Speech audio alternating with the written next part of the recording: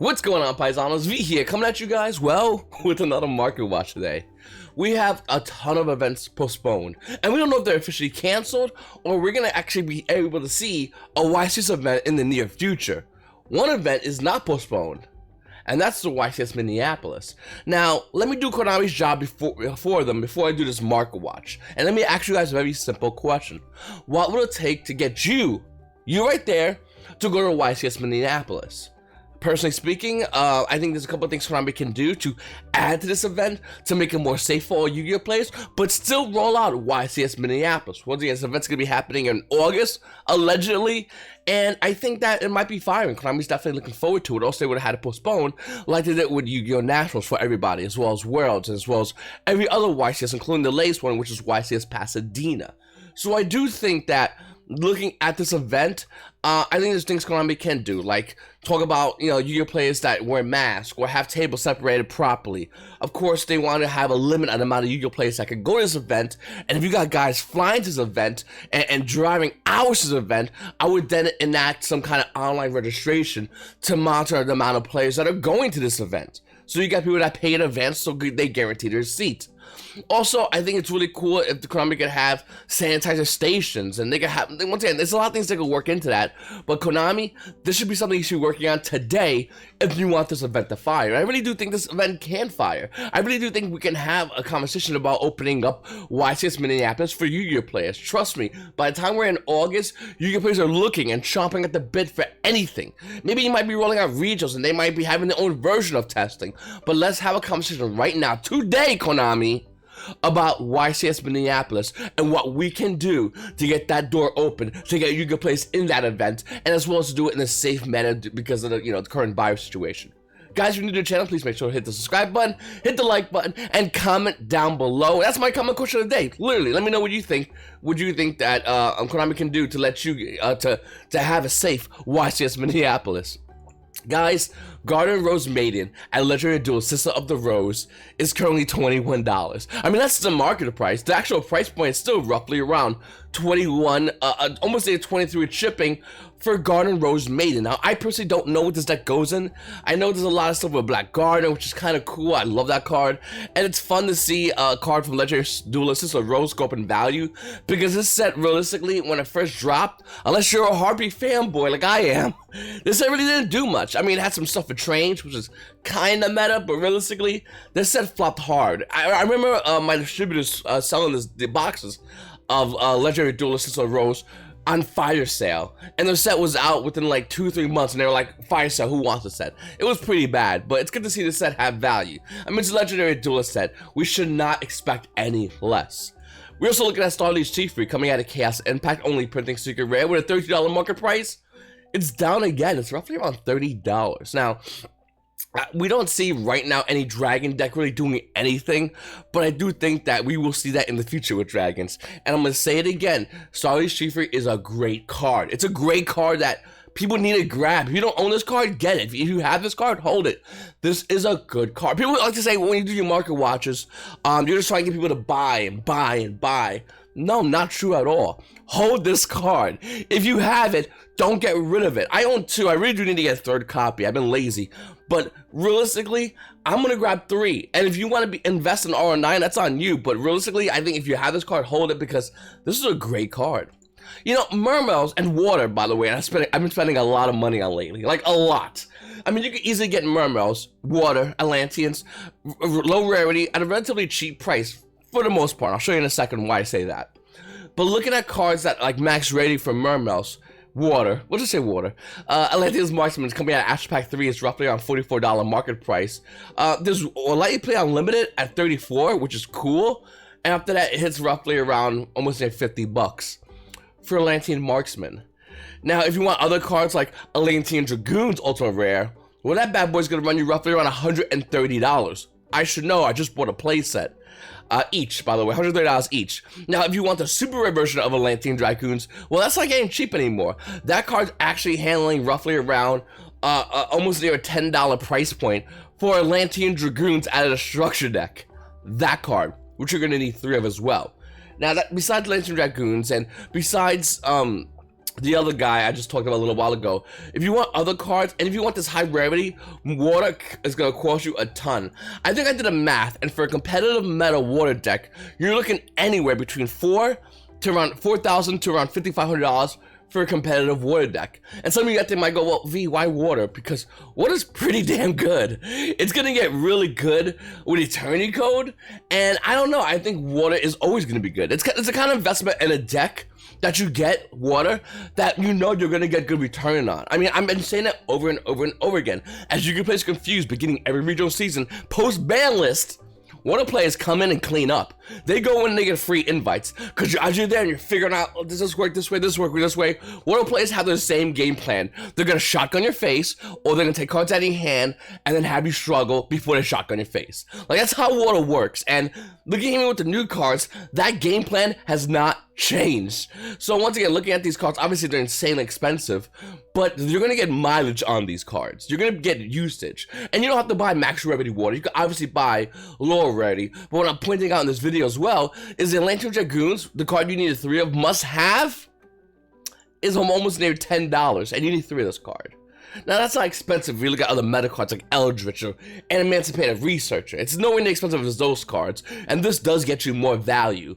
But it's getting up there. Looking at another card, we have Mermaid Abyss Lead coming out of Cosmo Blazer. It had a reprint as well, but I want to focus on the secret rare version of this card. It's currently $1.60 market price. Let You Play Unlimited's $1.35. If you want a first edition version, you're looking to pay about $4 with shipping for this card. It's relatively inexpensive. Once again, it has a reprint. I think it came out super rare in Trials of Valhalla, which you're seeing over here. But if you want the secret version of the card, it'll be about $4. And it came out of Cosmo Blazer. So as honest truth, it's a really good buy for this card. I actually just recently picked up a playset. We also have an Elder Entity Entis. This card's roughly around $3, and it's holding around $3. And this came out of 2017 Megatins, only printing as a promo. And I really do think that you need to have a playset of this card ready as well. It's gonna save meta play in the future, and I think that's something that's really interesting to note. So if you don't own this card, you have a chance to get it now. You can wait till the ban list happens to see. I think it's a Dragon deck. I forgot what deck uses this card, but it uses and abuses this card. And if you don't have this card, well, you're going to be left in the dust because the value of this card is going to skyrocket, no doubt in my mind. We also have Ghost Rare Heroic Champion Excalibur. $17 market price, but it's not that, of course. $42 for the Unlimited. If you want to name it first edition, you're going to pay roughly around $45 for this card. And it's just Ghost Rares in general. I mean, I've been talking since I'm gonna say beginning of this virus, talking about buying those Ghost Rare market, hitting it hard, because it's gonna get hit hard. Fast forward till now, they're all hit. Every Ghost Rare has dramatically increased in value, and will continue to increase in value as long as Yu-Gi-Oh! Players cannot go to locals, cannot go out. Why? Because if Yu-Gi-Oh! Players can't buy into the meta decks, they're gonna buy into the shore market. The market that is what's called the blue chip stock. It's not gonna spike crazy high. It's always gonna maintain good value, and that's gonna be hard to get ultra rares and Ghost Rare cards. And look at that Heroic Champion Excalibur or Ghost Rare. It's no shock that this card spiked so high in value from $17. To be honest with you, we are not far away. I don't know, my nose is all stuffed today. We're not far away from a future in which Ghost Rares, in general, lightly played, in near mint, first edition or unlimited, are gonna be hard to get. They're gonna be like Ghost. They're just gonna be hard to get because everyone's gonna be owning them and nobody's gonna be wanting to sell them because they'd be at an insanely high price point. And that's what I point out when I talk about Ghost Rares all the time.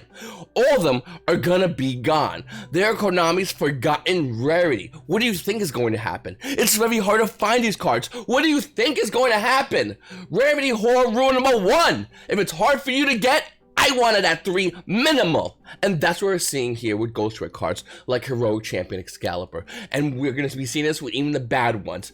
Because, and I'm not saying that's a good one, but you know what I'm trying to get at. Because it's hard for you to get, I want it. That's the rarity horror model.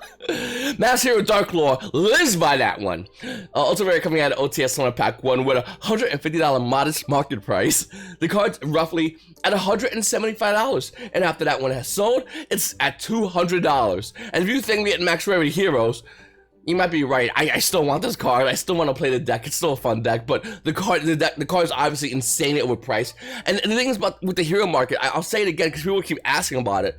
I don't think nobody can properly tell you the value or the expected value out of cards within the hero market, because the hero market is a market that's pulled so many ways. The competitive Yu-Gi-Oh players want to play heroes. The casual Yu-Gi-Oh players want to play heroes. The old school nostalgic Yu-Gi-Oh players who aren't casual, but they watch GX because that was a pretty good show. Well, beginning of intro was. They want to play heroes. Kuzuki Takahashi, he loves heroes. He wants to play heroes. And of course, the collector's market wants to get hero cards. So what we have here is a card that's meant for meta Yu-Gi-Oh ideally, but it's being stretched multiple ways, and this is why we're seeing the values go crazy. At times they will go low, but we cannot honestly, truthfully sit down and go, this card will always go up, because it's not true. We know that with the legendary duelist hero cards, excuse me, with the legendary duelist hero card, we know that for a fact. The liquid guy, liquid soldier, whatever his name is, he hasn't went up high in value. He actually went low in value, and he's pretty hard to get. Legendary duelist, once again, let me just remind you about that. But look at legendary hero, Master Hero Dark Law. It's no question why it went up high. It's a old, hard to get hero that's still seeing meta play, and everyone else wants it. Hero Infection Ultimate Rare is also going up in value. $17 market price. Neiman Let You Play Unlimited, about $38 to $40. If you want a first edition, you're going to pay about roughly $47 to $48 for this card. Now, this is a gorgeous looking card, and it also did come out Ghost Rare, Gold Ghost Rare, but still Ghost Rare. It's still beautiful. And yeah, this card, it's always only a matter of time before this card continues to spike, and it's going to continue to move up high in value. It's going to hit 50. It's going to hit 60. It's just a hard to get Ultimate Rare out of the Shining Darkness. Great set if you're a Blackwing fan, by the way. Then we have Token Collector. Now, this is a sneak preview version, the Ultra Rare out of Soul Fusion, and allegedly there was like a whole thing where Yu-Gi-Oh players were like, hey, you know, Token Collector's a pretty good card coming soon because of Link Cross. You're gonna want to grab your Token Collectors. And what we excuse me. What we saw here was Token Collector hitting roughly around $4. Let You Play Unlimited is roughly around $4. I mean, they're all limited, I'm sorry. But it's roughly around $4 for this card. My take on this card, it's pretty hype on a meta we're not actually in right now. There's no reason to go ahead and grab this card, because if you're not in a meta with this card, why are you rushing in to get it? And to be honest with you, no, not to nothing, it's cool, it's an Earth card, Fiend, but it doesn't have much synergy with a lot of Yu-Gi-Oh players, and it's a decent card on its best day. And if your opponent's going to Link Cross, to be honest with you, would you really rather have Token Collector, or would you have Nibiru try to get that card resolved? Or would you have something like Dark Ruler No More? Basically what I'm trying to say is, the side deck, as well as main deck cards that are used against you, whatever your opponent's playing, you don't have room in your decks for a Token Collector. I'd rather see a Dark Rule No More in my hand, so my opponent finishes his combo, passes turn, I just blast him away. I'd rather see a Nibiru, because my opponent doesn't go into Appaloosa, I could punish him. I'd rather see an Infinite Permanence, because that card shuts him down. Token Collector is trash, especially if your opponent doesn't have Link Cross. Then you're sitting with a trash card in your hand. It's cute. It works when you do the combo, yay, but when you don't, well, at least it's a Dark Fiend, Earth Fiend with 2 in defense. You can always play in defense mode. Number 75, Bamboozling Gossip Shadow is still climbing the ladder of value. With a current $16 market price, it's about $20 for number 75, Bamboozling Gossip Shadow. Yeah, I don't know why this card went up. I have zero idea why this card went up in value. I'm just talking about what it went up in value. And you guys know, please let me know in the comments down below. Oh yeah, real quickly, I have a TCG player linky thingy description. Click on it, buy some Yu-Gi-Oh cards. Money goes back to me, and I take that money to buy things, dumb things, Yu-Gi-Oh things like a Max Rarity Water deck. Why? Well, if you're asking why, then you just don't understand. If you don't understand, I can't explain it to you because you're not ready yet. Up next, Nightmare Corruptor Ibli. I love this card. I really do like this card a lot. This card actually with a $3 current price point. Let You Play Unlimited, it's roughly around $4. If you want a first edition version of Nightmare Corruptor Ibli, which obviously you do, it's going to be hitting you roughly around $6 to $6.50 for the card. Now, this card is really good, and nobody knows about it. I feel like this card's only waiting for its time to come into the meta, and when it does, I think it's going to be a big deal. And I do think that even though it does have an ultra reprint of this card right over here coming at the Megatins, the original Prince Cigarette obviously the one you want, and this card is a very good card. I think that, I don't know, the fact that you know You cannot special summon monsters except Link monsters. I kind of like that about this card. It forces your opponent to do things they may not necessarily want to do, and I like that. Anything that does that, anything that your opponent's playing and you go, here, the new rule is you go only Link summon, is really good, especially moving forward into this Master of 5, which we're currently in, and hopefully moving forward into decks that primarily only do like synchros or what have you. It's a really fun card to throw in, so something to keep in mind. Crow Sheep's coming out OTS 13 as super rare is what Konami should have said if Konami had a brain, but evidently coronavirus affects Konami's brain, and they just left this card as a rare from initial assault. So, of course you get players for calm, they went in and bought the card, because there's a short print rare, because short prints are still a thing in 2020. Even though Konami said they weren't going to happen, but guess what, Konami? It does happen. Look at Crow Sheep from Ignition Assault with a $8 market price. Don't worry about it. It's $8. Almost near $9, by the way.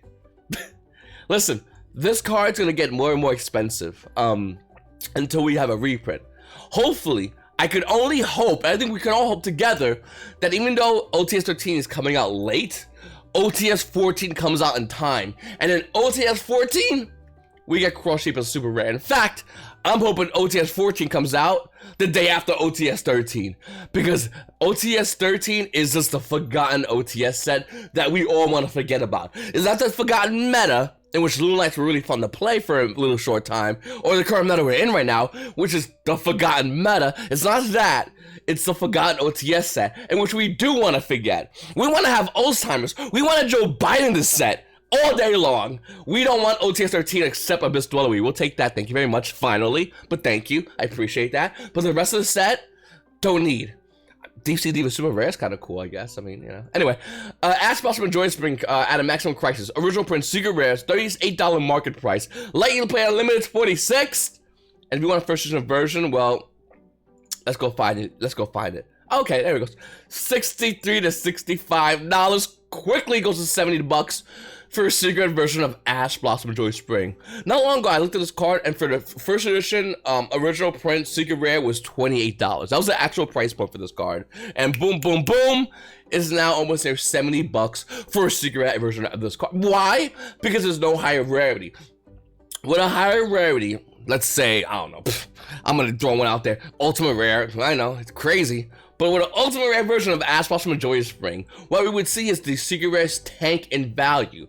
But it's the value of the appreciation of the Secret Rare Ash Blossom Joyous Spring won't really have the card down for long. It'll ultimately start rising as well. Not to $70 for the Secret Rare, but still, it will rise. Look at it right now, it's the highest price point of the card because we don't have Ultimate Rare, and that's why it's going to remain, unfortunately, for those who do want the highest version but don't want to pay $70. I get it. I'm with you on that one. I'm not feeling it with you. I own my playset, but, I understand why you don't want to buy this card. Then we have War Legacy Monstrosity coming out of Dark Neostorm. This card might be getting a reprint, but pay attention to Megatins 2020. If this doesn't get a reprint, what we're going to see here is this card hit some dumb numbers. Now, I think generator players want me to mention this could be using generators. And if I don't mention that, they're going to get mad. They're going to like, V, you didn't mention about generators. So what I'm going to say is this card probably used in Nightmare Incarnation Idly. That's all you need it for. That's all it does. There's no real level 9s in this game. None at all. Absolutely none. Can't figure out where they would be. Generators. Look at the card though. Lightning Play Unlimited's currently roughly around $5, as well as first edition version of this card. And to be honest with you, this is a good card. It's a quick play spell that you just bring out a level 9 monster. Pretty good. Now, I really wish it lets you draw a card because, generators. But I don't know. It's a really good card still, and I do think that it has a chance of rising with value. But don't go in and buy it yet. Seriously, wait until we have the announcement of the spoiler list of the 2020 Megatins, and if that's not on there, you better run through this card as fast as possible. But if it is on there, well, that value is going to depreciate of this card and probably hit $1. Opponent of the Red Lotus with a $13 current market price. The card actually is around $12. Boom, all day long. It quickly goes for if you want the first edition version though, it quickly goes to about 15 for a common. That should have been a reprint on the OTS set because it's a solo print out of Starter's Overdrive. But Konami couldn't honestly tell about this card. I mean, you would have had to know 6 months ago that short print commons solar print out of old sets like Source Overdrive might have a chance of being money one day. Who could have told that? Come on. Sure, Prince. We're looking at Point of Red Lotus. I do think this is a very good card that's slowly starting not to see play, realistically. I think Yu-Gi-Oh! Players are really having a hard time fitting those 15 cards into their side deck, and some of them are cutting a pointer of the Red Lotus. Some of them are opting just not to play this card whatsoever, and I really don't blame them because the side deck is so damn tight. Also, you can run Solemn Judgment, and if you have Ultra Rare Solemn Judgments, the Rarity Horror in you commands you to run Ultra Rare Solemn Judgment. It hits more cards, just not Nibiru. Well, Dark Rule no more, I think, actually. No, it doesn't Dark Rule no more. Solemn Judgment Ultra Rare is pretty good. Next, Dante Traveler to the Burning Abyss, original print out of Dosal Lines, my favorite set, currently with a $14 market price. Looking at unlimited versions, it's about 12 bucks for the unlimited secret rares, but if you want the first of secret rares of this card, it's $17. At one point, when I first started doing my market watch, and you go back a long time ago, this secret rare original print card was $4. $4, and there was a lot of listing, by the way. It was like, oh, $4 and it's $50. No, it was $4. And I remember going in and saying, grab this card. Well, let's fast forward to now. Boom. This card has had buyouts and sell-offs and buyouts and sell-offs constantly. The new settle price for Dante Traveler of the Burning Abyss is going to be around $12 to $16 to $17, $12 to $17, not even 16. That is the new price point of this card. And there is no more $4 Dantes. Those are long since gone. Those players that own those cards, more than likely are going to be holding on to those cards. So, if you want to buy Dante Traveler to Burning Abyss, if you want to get involved in Burning Abyss Max Rarity, you're going to want to go ahead and grab this card as soon as possible. Because anything can make this card's price spike up in value. Let me explain. Seer or Graph going up in the market will spike this card's value. Beatrice goes to 2, card value spikes. Seer or Graph just goes from limited to semi-limited, even one card, the value of Burning Abyss, especially Dante, because it's the highest rarity version, secret rare, will spike exponentially. So just understand that whenever you hear about Dante Burning Abyss going up high in value, it's doing that because that's what Burning Abyss players do. They get excited because they want this deck to be viable again. I don't blame them because it's a really fun deck. If you never played it, then you just know. If you don't know, I can't teach it to you. Anyway, there's a lot happening here with all these cards in the market, and we're not even at the part where the market's about to explode. We are at the part where Yu-Gi-Oh! Players are setting up for the market that is about to explode the minute Yu-Gi-Oh! Players all have the opportunity to hear about Konami events whenever they fire off. Whenever we get a Konami YCS event firing off. Maybe Konami might come back to Charlotte, and maybe they have a deposit on Charlotte. If you have a deposit on something, obviously you lose your deposit. So they're like, we'll just hold it off. So maybe we might see YCS Charlotte or YCS Hartford or YCS Pasadena in the near future. That still might be happening. But right now, one thing we do know is YCS Minneapolis has not been postponed, and that's pretty significant, being the fact that this event could be happening around August. So now we kind of have a date of a Yu-Gi-Oh! Event from now. More importantly, we still have Yu-Gi-Oh! World Celebration, which currently is still on the go. We know this. It's going to happen as well. So World Celebration happening, we have another event that is once again has not been postponed yet. So we have a date for official Konami events. At the latest, it's going to be these 2 dates. We have it right there. That's one. Number 2, we still don't know about Yu-Gi-Oh! Regional events, which we do find out around the same time. So we might have regional events starting to fire off. And number 3, for those of you guys like myself who already have our invite and we're supposed to go to Yu-Gi-Oh! Nationals because we earned our invite, which rolls over, Konami, here's the common question of the day to you. What are you gonna do for all of us Yu-Gi-Oh! Players who have our invite? What is the carrot on the stick for regionals? Now, obviously, with the beginning of the year, regionals, Yu-Gi-Oh! Players are thirsty to get out there and play their decks. So you're gonna have huge record-breaking regionals. That is quickly going to die that fast if you do not change the price support for Yu-Gi-Oh! Players who already have their invite. The carrot on the stick loses value if I have 2 in my hand, Konami. It loses a lot of value if I don't need a carrot if I got a big stake over there. And that stake is other card games like Pokemon that is making moves to get players back into the fold. They're making moves to give more to their players because they had no events. They are doing that. That is happening. I do know that. But with Yu-Gi-Oh!, we don't know what they're doing. And that's kind of worrisome because I love this game. This game's my main wife. Pokemon's my Guma. And I want Yu-Gi-Oh! To give more to the players. But first, it has to be safety. With YCS Minneapolis, I'm just hoping we get that safety done. I'm hoping Konami starts working with the community, because you can only open this up by working with the community. You can't open it by going, yeah, everyone bring up face masks. That would probably be okay if you did that. No, work with the community. Tell the community, hand sanitizers, face masks. Tell the community, online pre-registrations, because you will cap out a YCS event in 2 seconds flat. I guarantee you, Konami cracks open a YCS event and says, come pre-register today. Within an hour, I'll give it an hour, be very generous. That event is going to cap out online registrations. How much you want to bet? I'll put money on it. Anyway, I really appreciate you guys watching my videos. Please subscribe if you haven't subscribed already. Hit the like button, comment down below. Let me know what will happen for you to get to a YCS event. And you Paisanos have a great day.